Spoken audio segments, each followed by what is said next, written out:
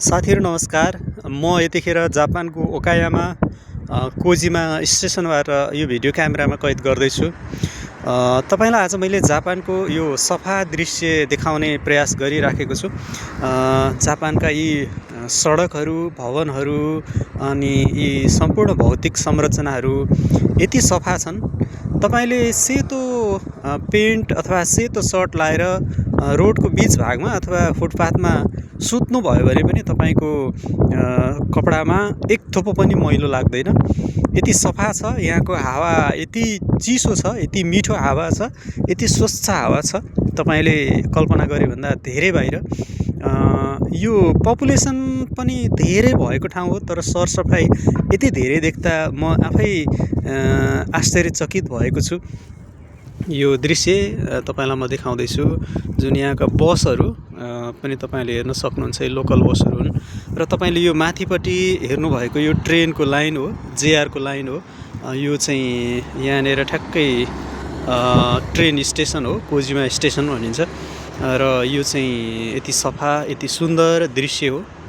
तपाईलाई मैले यतिखेर यो क्यामेरामा कैद गर्दैछु। कृपया यो दृश्य तपाईलाई कस्तो लागेको छ? यति विकसित देश, यति मेहनत तपाईले रोडमा हेर्न सक्नुहुन्छ। स्ट्रक्चरहरू कति पुराना स्ट्रक्चरहरू छन्, तर पनि यति मजबुत छन्, यति मजबुत छन्। यो तपाईले कल्पना गरे भन्दा धेरै मजबुत छन्। यस्तो खालको विकासको अनुभूति हामीले नेपालमा कहिले गर्न पाउने होला?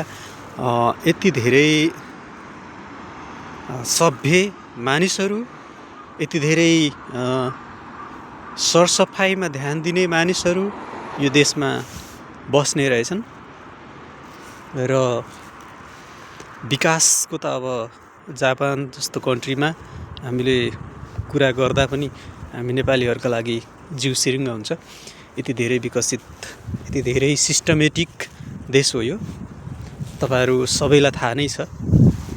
यी ठुला ठुला बिल्डिङहरू, यो दृश्य तपाईलाई मैले देखाइरहेको छु।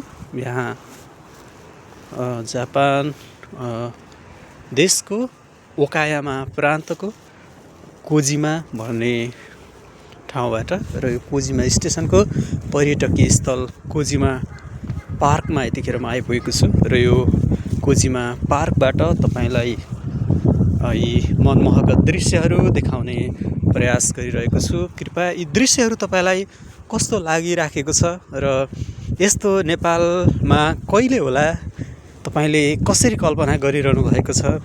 आफ्नो कमेन्ट लेख्न हुनका लागि अनुरोध गर्दछु। साथै यो भिडियोहरुलाई मन पराउनु भयो भने शेयर पनि गर्नुहुनेछ भन्ने आशा लिएको छु। हामी सम्पूर्ण नागरिकहरू, सम्पूर्ण व्यक्तिहरू यसैगरी सभ्य हुनु आवश्यक छ। हामीले नेतालाई मात्रै धेरै गाली गरेर पनि हुँदैन। हामीले मैले के गरिराखेको छु भन्ने कुरा पनि ध्यान दिनु आवश्यक हुन्छ। दर्शकवृन्द नमस्कार, धन्यवाद।